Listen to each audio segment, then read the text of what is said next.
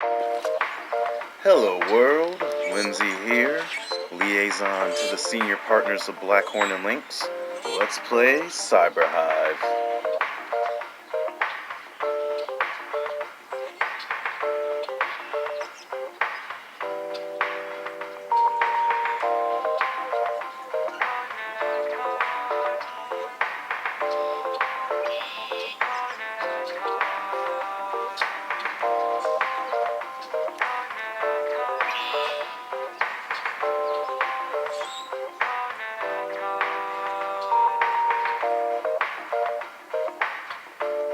Certain signs of the moon that some people goes by. I don't know them moon signs too much. I just get old almanac, or most in general I just plant most any time I want to, except unless the sign's in the bow or something like that. And there's a time that you can plant that you have a whole lot of vines if your crops in the ground, nothing much in the ground. I've had vines and had good potatoes. Now beans the same way. There's certain times you can plant beans, you just have a whole bunch of vines and not too many beans. Yeah. And there's a time you can plant sweet corn if the worms and bugs will just about eat it up. Yeah. Yeah. How did you learn about that? Through my parents. Yeah. They used it. Oh yeah. Almanac. Which almanac do you use? Blooms. It's a good planter's almanac, yeah. Where do you get it? Most any store. I've been looking for a copy. I think they must be sold out of the They're sold out now, yeah. Looking for the 79s will be coming in pretty soon. Yeah. I've been getting mine up at Smithy's store for years. That's where I get that all the time. I went in there and looked at it. Well, Did your wife plant those signs? yeah, she's mostly plants but some more than I do. She don't do much planting. I do the planting myself. Since I'm here at home now. Why does she plant more about the signs than you? Well, that's just her way of doing it. Yeah. She's from right around here. Right over here on the hill. Pretty close knit community. That's right. Everybody seems to know everybody. Oh yeah. Yeah, I like the feeling you get. How'd you first meet your wife? Well, we went to school together, as far as that's concerned. Where'd you go to school? The little old log house back across over here. Did they have segregation then? Oh yeah, sure. I never did go to no mixed school. And I left here. My dad left here, went to Maryland.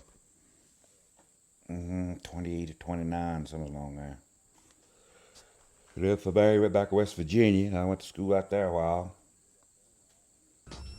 And he left West Virginia and went back to Maryland.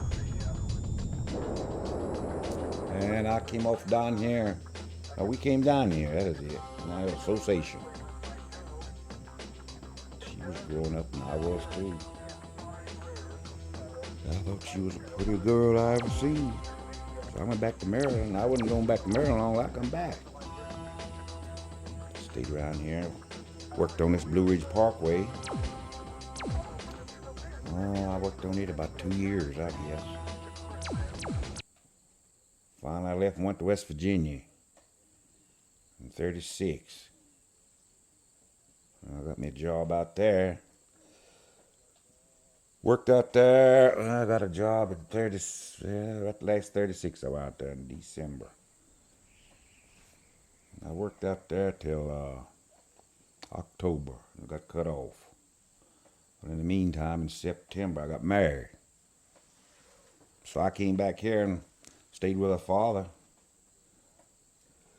Yeah, we put out a crop that summer and worked around here. And I finally went down Elkin.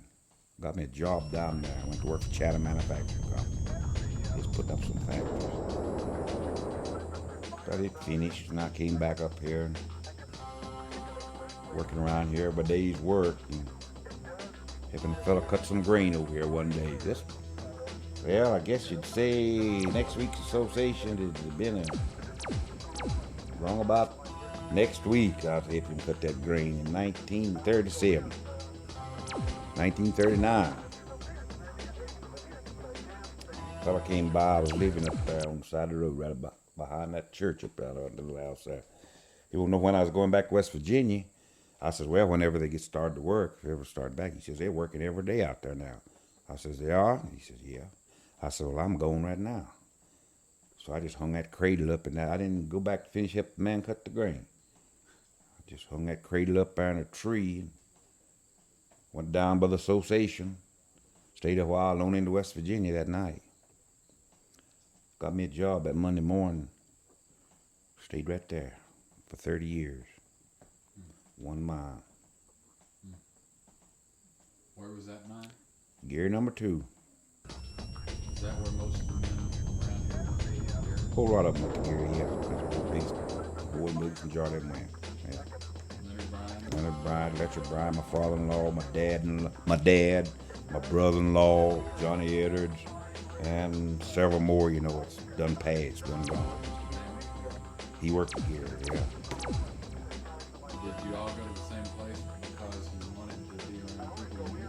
That was mostly it, yeah. And they just got to hang out to go to Gear, you see. They didn't go to none of them other places. And the fellas out there from back here, you know what, they knew it was there. And they just seemed like fellas in this community just took a liking to Gear, and there's where they went. Yeah. Yeah. Why did you go that time that you were working here and just as soon as you found out it was open again? Well, there wasn't no money around here. I forget now what it was that man was paying me a day for helping him cut grain. Of course, there wasn't wages, wasn't high in West Virginia then, but they was a lot better than they were here. I think it's $4.60 a day. They paid for driving a mule and the mines, and track work is about $4.60, and coal. What was it getting a ton of coal loading? It wasn't too much. You make $10 or $12 a day a good coal load. But now I tell you had to load. But it didn't take all day. What I mean, if you had a good place, turn out 10 or 12 cars, you could make $10, $12 a day loading coal. And then wages got better. You see, wages got better. And finally, they just quit the load and went to mechanical work. All mechanical. What did you do? When I first went, I loaded coal. And then after this here mechanical work started, I run a motor, mine locomotive. Did you take your family with you? Yeah. Yes, sir. After I got me a job and got settled, I come back and got the madam. Just had 1 kid. Yes, sirree. So you really raised up your family In mainly in West Virginia, yeah. When did you come back here? 54. Why did you come back? Well, my family was getting pretty good size, and I had a place here where I could raise me something to eat. And I had some boys that's getting big enough, you know, they could shift around, you know, and feed hogs and milk a cow. So I just come back here and got me a cow too, kept me some hogs, raised me a garden. Got out of that place, and glad I did.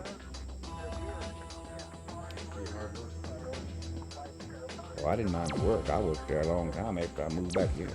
So I drove from here back and forth out there for 14 years on the weekend. Not every week. Summertime I would, wintertime I would. If it's rough and bad, I wouldn't go. Because it's slick across them mountains. Slick, buddy. But I've come across them in some slick times. Some slick times. How long did the drive take? I make it about 3 hours and a half.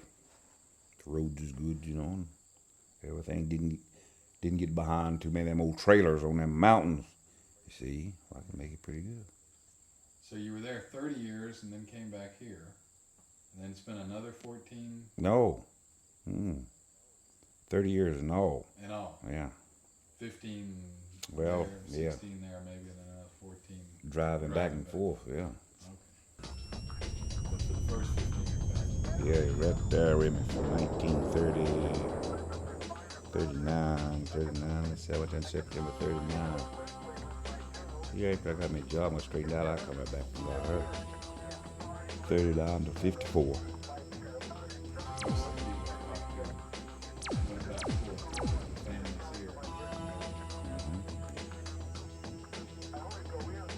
there's no problem down here now. They've got these tunnels through these mountains over here. Yeah. From what most people said, it was pretty rough over there during that time. That there were fights. Yeah, pretty rough sometimes. But I managed to stay away from that bunch. Of course, when I first went there, that holler wasn't organized. See, there was no union there. After the union got in, well, everything went off peaceful. Yeah. Were you in the union? Oh yeah, I belong to the union now. Were you involved in any of the strikes? Mm-mm. No. Because they didn't strike much around there. Well, after the union got set up, they got in there, and they wanted to change the contract. The contract wasn't made by the time before it run out. Well, they struck in. Yeah, oh yeah, I've been out on strike. One time, 51 days. Sorry, 51 days. I came down here and my father-in-law was putting out some cabbage. I helped him set them out and helped cut the first ones before we went back to work.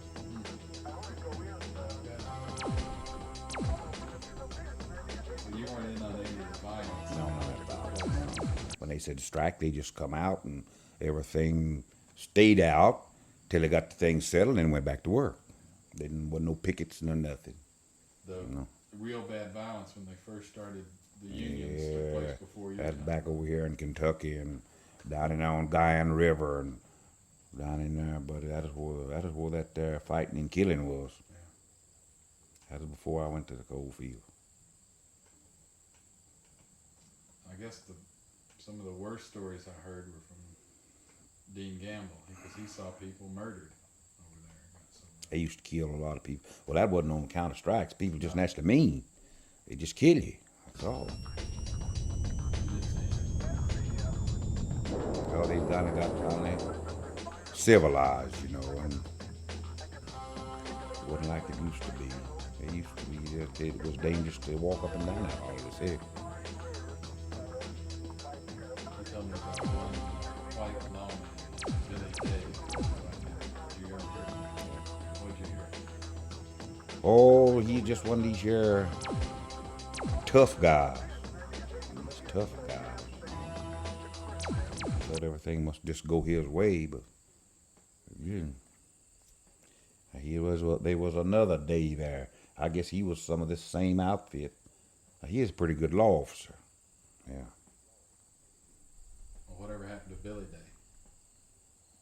I don't know whether he got killed or died or what. I think Mr. Gamble said he was shot. Probably was. Got into a shootout with another man. It sounded like the old West. Sounded like cowboys or something over there. Yeah. At one time, I guess. Probably did. Did you have any close calls in the mine? Oh yeah. Yes, sirree. Someone's too close, but I tell you. For instance? Slate fall, motor wreck.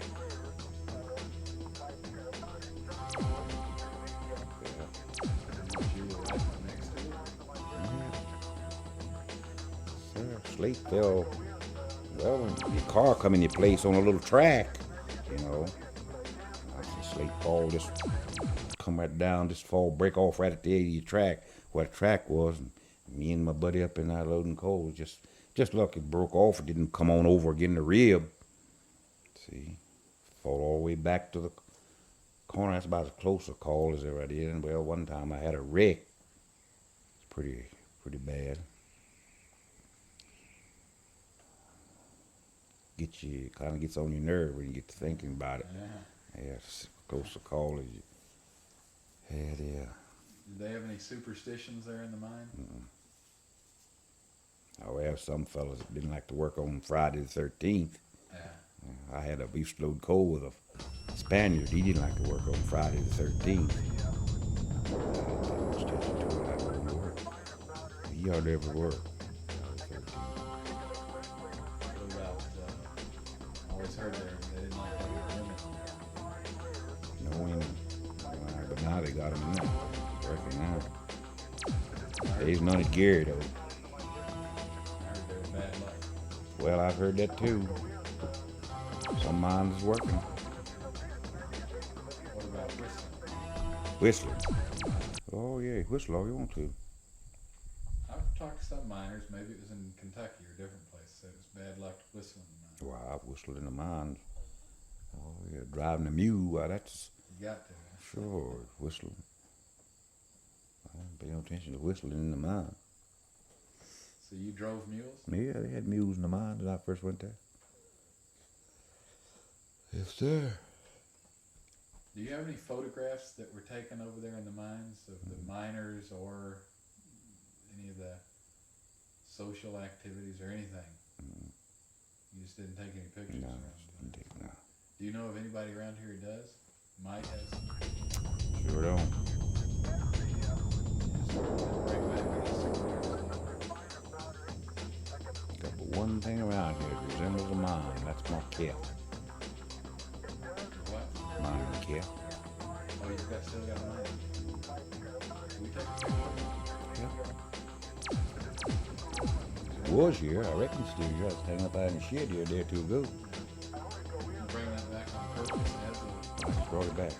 Yeah. reminder. I had a lamp. Carbine light that I kept around here a long time. I don't know whatever happened to it. The kind of lights I was using when I first went there. Burned by carbine. I didn't use a battery light then. I don't know what went with it.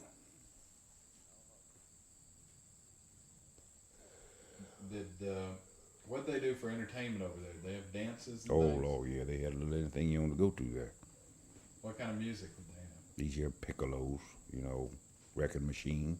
Yeah. And then sometimes they'd have dances back up at Bluefield, places that'd get orchestra, be orchestra. What kind of orchestra? Just these guys that plays these orchestras, you know. Guitars? Or? Yeah, guitars and horns and trumpets, whatever. Big dance all over there at Bluefield over there somewhere. I never was up there for one time. I don't think I went in there.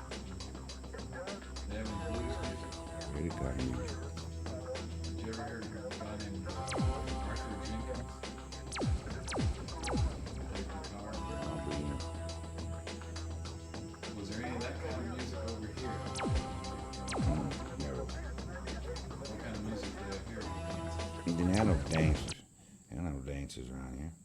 Really? No, I don't know where you go to. Closest place I know where you go to a dance around here, I don't know where they have them in Wilkesboro now. It'd be Winston. Yeah. They may have some of these little places, you know, where they've got these machines, you know. Skip about a little floor, but for a regular dance hall or regular dance, it'd be in Winston. It's the only place, close place I know of. So when you growing up, you don't remember them having fiddle and banjo music? Had fiddle and banjo Well, that's what out here at these houses. People go around the houses. Have what they call these old country breakdowns. Yeah. Yeah. Oh, they did have that. Yeah, the old country breakdown. Did you know any of the fiddle players and banjo? Yeah. Banjo player. Sabe's uncle up here, Floyd Choate. And I think my dad-in-law used to pick the banjo a little bit. Fiddle, fiddle, fiddle, fiddle.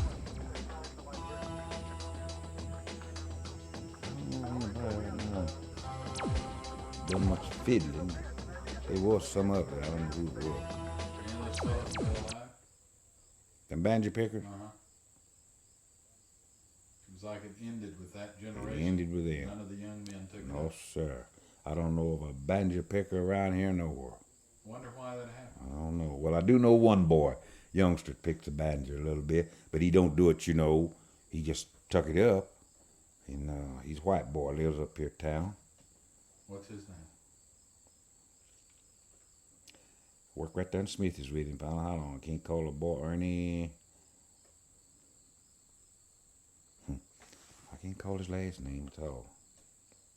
Well, I'll just ask around. Maybe somebody up there might know. I haven't seen him lately either. I don't know whether he's even around here or not. Yeah. He could pick a banjo.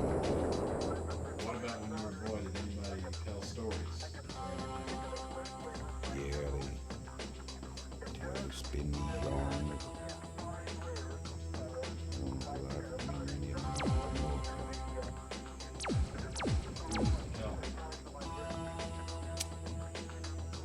Well,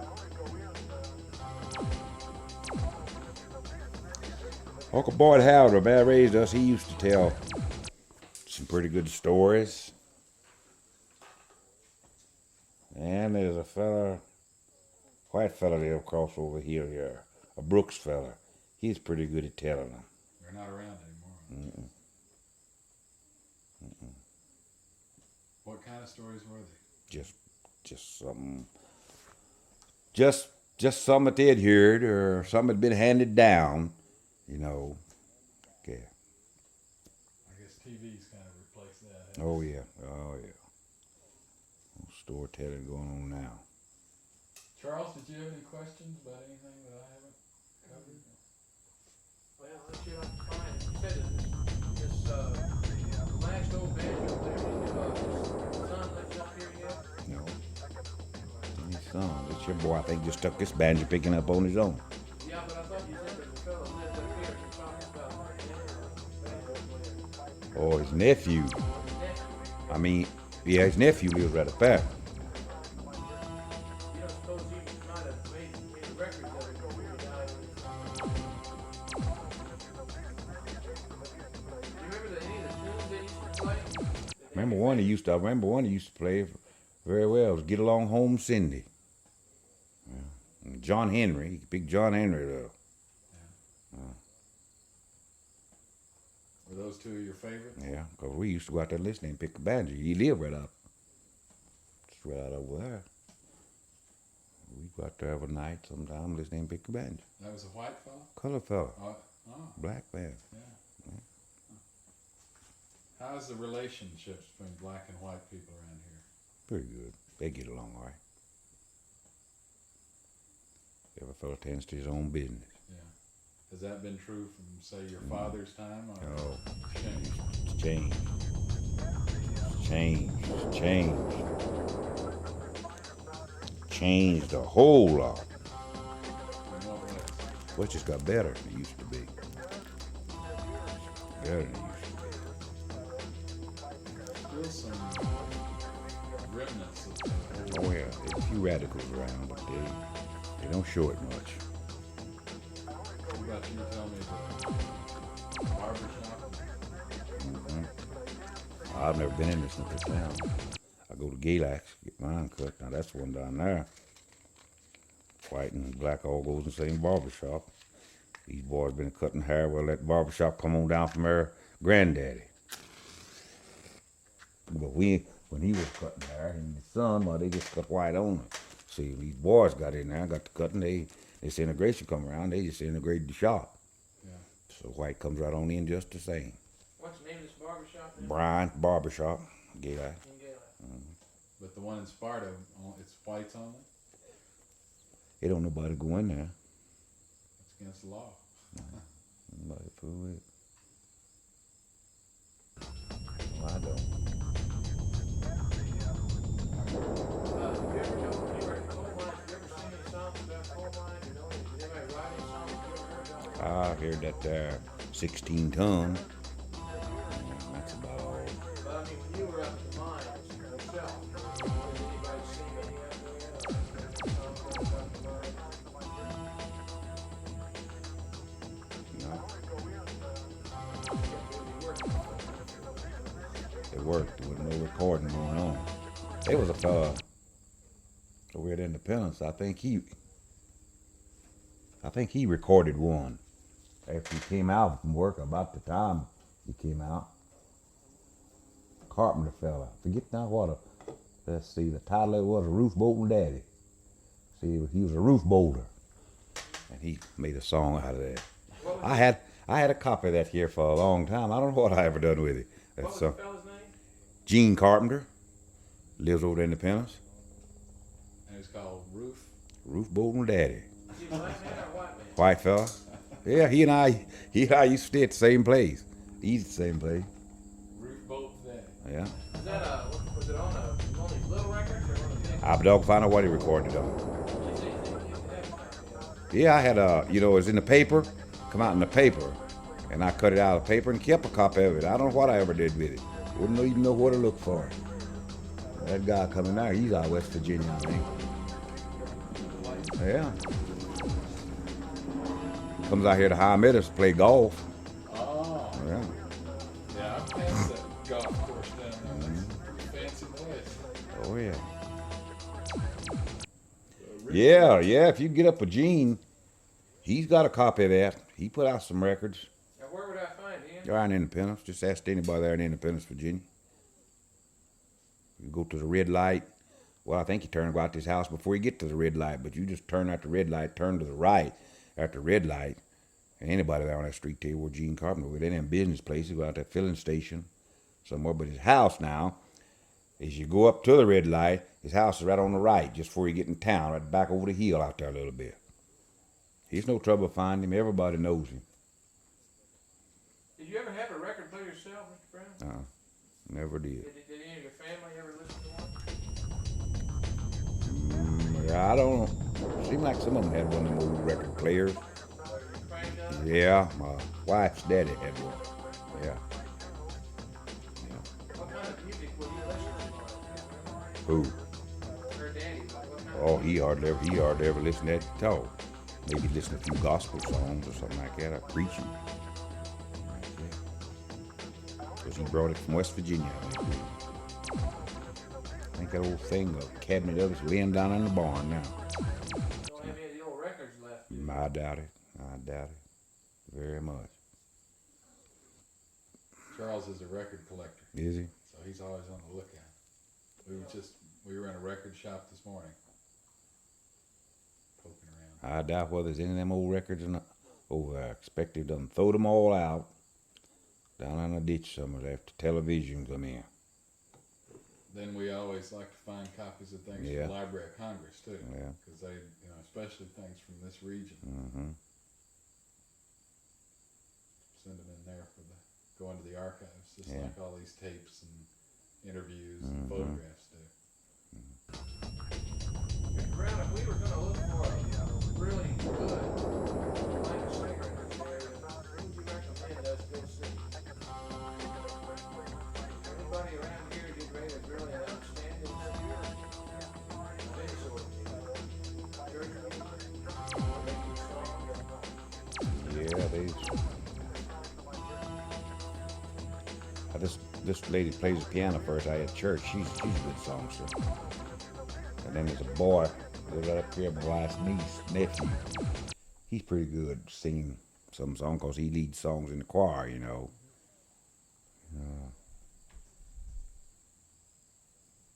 And there's another girl over here. She's pretty good songster too, Carolyn McRae.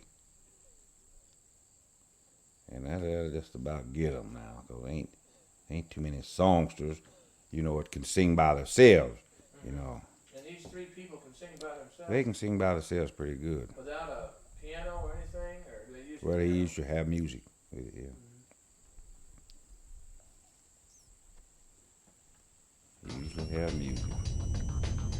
Well, are all members of the church? Do we hear them in church or something? Yeah, they'll probably be there. Unless it is Juanita. They don't know whether they get back from that convention or not. Juanita is the wife of this man who has the microphone. That's right. What's his name? Delma Bryant. Right. Yeah, I've talked to her. She's one I was telling you about the different songs that they sing in the church. Well, I wonder if you'd get that mining cap for me. Yeah, it's right out here. And then take a picture of it. Why don't you all be doing that and I'll be putting these up if are you finished? Yeah. I think it's still out here. You started to tell me about this band that Jefferson Davis organized for his slaves. Yes, he organized that band for his Negroes, and Davis has been on variety plantations, and he hired a man in Vicksburg named Charles Morgan to teach them boys music. And he taught those boys music. They got so they could play. They escorted him from landing up home in a wagon and marched up in his hack. And the band was playing for him going and coming. And After they got so they could play, he bought him a uniform. And named that band the Davis Band Band. That's because everywhere he went. How many pieces were in the band? Yeah, 14. 14 men in the band. 14 men. What kind of music did they play? Do you remember any of the pieces they played? Oh, Lord, yes, indeed. No, I played myself. Played Grand National, Fourth Watch, East Richmond, Mount Rose, Dream On, Flees a Bird to His Mountain, Not Guilty, Band Favorite, I'm a Soldier, Found Quick Step, all that kind of stuff. I played myself. Oh, name some more if you remember any of them. Mm-hmm. Let's see, Dream On. That's piece Dream On. And Did you ever play this piece Dixie that was so Dixie, popular? oh yeah, I played Dixie. Yeah, I played Dixie. I play it now. And Flower Flock.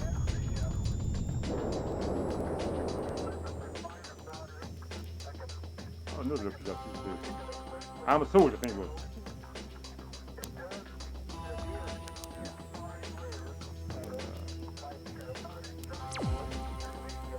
Well, did you all didn't play any plantation songs? No, sir. Played street music itself. They got music. They just got pepper. Lion Healer. George South. That's where I got music. Got the band from Lion Healer in Chicago. Well, did the other slaves on the plantation sing any of the plantation songs? They sing in the fields and sing around the place? Did you ever sing in the yard for him when you had visitors, anything like that? Well, kids would sing some little funny things, you know, around there and dance and all like that, you know. They had a little play, used to play down there, play Scoops of Sam, you understand? Dance to a bottle. Sit them down out there, you know, and they dance, you know, called Scoops of Sam. Everybody dance Scoops of Sam, they ring play, you know. And every fellow dance, each time to dance over that bottle, he'd dance with the bottle, didn't have a bottle, get a brick. Set up, you understand? And they'd play that song around that place and they'd sing Scoops of Sam and dance with that bottle, or that brick. Well, do you remember any of the words of Scoops of Sam? No, I don't respect those words now.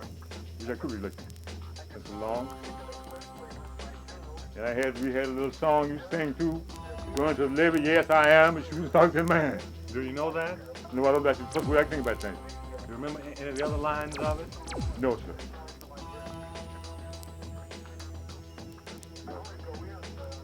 Well, did you all have any dances at that time, or had you joined the church? Yeah, we had dances. You did? They had dances. They had dances, you know, this called a quadruple.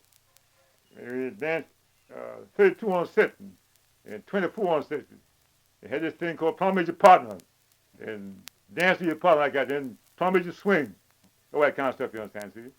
And promise your partner, promise to the bar. He had a bar, you know, where they bought candy and so on like that, you know, and apples and oranges, you understand? They carry a partner and spend a dime or a quarter on buy him candy, or cook, something like that, you know.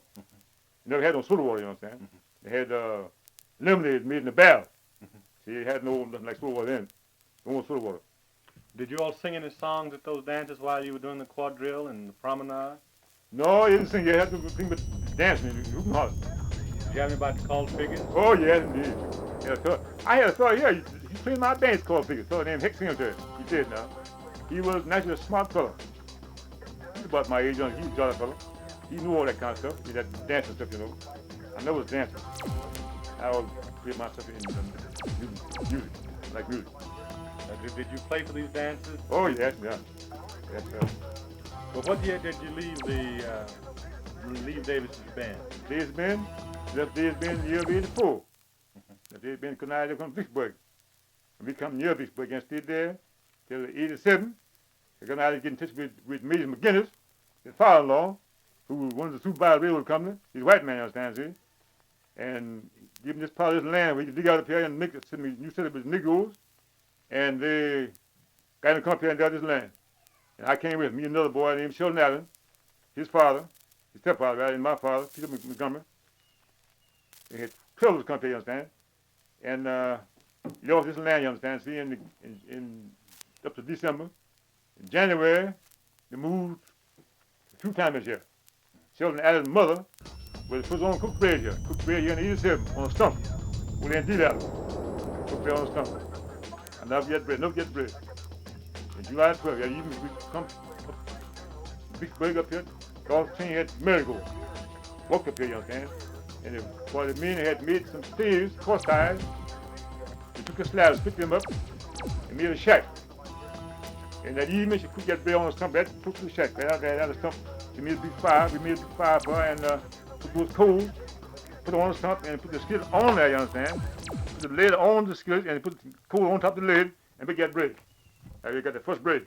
That's 87. How many years that been? 54 years. 54 years. 54 years last July. Yes, sir. And I pulled a chain through this country for 5 years. That line out there, run that line there, run just 6 Mile Lake. I put that chain in 88. And that on that side on the railroad there, I put that line in 87. Went to a Sunflower River, across the river. And out here, your side 6 Mile Lake. Now that line, Major Fontaine, the chief engineer, told Montgomery, said this line was run by the government surveyors 100 years ago. Said you'll find different designs and different trees you go along this line. Got to cut and find those lines, find those stumps. We go in a tree and I found a government mark in a tree, granted with some axes. And found a bottle in the tree. And all people went in that bottle. And couldn't I get the design off that paper and put it on his book, you understand? Where I wouldn't pay, I cut the tree, you understand, see? And we put another chip back in that tree. That tree just cut out here, you'll pull that. Yes, sir. Now that line runs from Atlanta to Silverwood. Doesn't stop. Every county has, the state has its own survey. Every got its own survey. That line down in run all this land from here to Shelby, she oil land. From here to Marigold, she oil land. Cutting the cane, surveying, I know kindle land, just surveying for us to buy. Full team cutting out there, Major Fontaine. Major Fontaine was the chief engineer. Well, how many families were here the next year? Next year? Oh, we had about 15 families the next year. Just about 15 families. Next year, we had about 15 families come here, about that been planned the next year. They come here advertising, understand, getting people come here, come from the whole country, the South, understand, see? Come out, they have them come by letter and by advertising paper. Newspaper, understand, had the people that trip like that, you know. They sent to me all around through the country. They all come here on kind of couldn't out, he know what he was trying to do. From all over the land. Come to Daisy Bend, where we left Daisy Bend, they all come to the Bend. They come across the road at Newtown, out the edge of the hills, from Vicksburg, come right to Cotton Island, because they know what he's trying to do. Get them all home. And they bought that land, and it's gone though now. Land here, both all gone. Well, when would you say that you had your greatest prosperity here? Greatest prosperity in life we had here when Cotton Island lived, and Charles Banks and John Fancy. They were the life of Mount Bar. And since they're gone, why, Mount Bar's gone. There's no backbone. There's no backbone in this curriculum here at all. You need somebody that get in front. Every gang has to have a leader. This gang of chickens got to have a leader. Well, they got no leader, you understand. So you need leadership. That's what they ain't got. Well, did you form a band when you came here to Mount Bio? Yes, sir. We had 2 bands here. 2 brass bands. Yes, sir. And the first teacher of that band we had, a fellow from my home, played in the same little band down home there. He's a young fellow, named Webster. He played in the band down there when I was up here playing the band. I was go with the band, you understand? And when he come up here, you understand? He said, well, let's give him bands. All right. We saved a little money, and we sent the line here in Chicago and bought a band on credit, paying $50. And give a chance to play for it, you understand, see? And we bought that band and started playing, started learning how to play good music. I kind of know a little, and he knew it already. And right on, we just learned to have a good band. We had band 14 boys. And the other boys were working in spades and ties like that. I was pulling the chains through the swamp, surveying, but couldn't I do, but never get music. And I've got that band out, the place along. I come to run the saloon there, we'll see that old man Ben Green. The next band I had is running that saloon. I had that band practicing there in the saloon. That's why I run the saloon with whiskey. I was take my young band in there, you understand? Get that band till here a few years ago. That band's all gone now. Well, what sort of pieces were you playing about 1890? Do you remember? Oh, I played the same piece we played down yonder. And play down yonder. I learned the same music. Very same music. 10, 12 grade music. I learned it. I had a piece that the white band gave me at Cleveland. They couldn't play it. And they gave it to me And I come up here and took my band and played it, and came out and played it them. Yes, played it them. I never get the man's name. Man gives me his name Squire Johnson. He's a snap jump here, but he was the manager of the band. Against the George, he pieced me like we can't play it. I give you yours. And he gives it to me. But if he had to play it that week, the next week he had to go clean with something other and play them down there. Man, only you quick march. Only you. Only you quick march. No, kid. It's hard to do. Only you quick march. You know, East Cakewalk was the hardest thing I ever played in my life. What is that? On East Cakewalk. East Cakewalk? That's the hardest thing I ever played in my life. 12th grade stuff. That's can't do anything but tonguing and fingering. That's it's all practice solo, every bit of solo. I never played a side horn in my life. I played a tuba and a cornet. I can play them now, kind of teeth. Wasn't bad, too bad. That's Do you have, did you all have a dance hall here at Mountain Bayou? used to, yes, sir. Have a dance hall. A nice dance hall.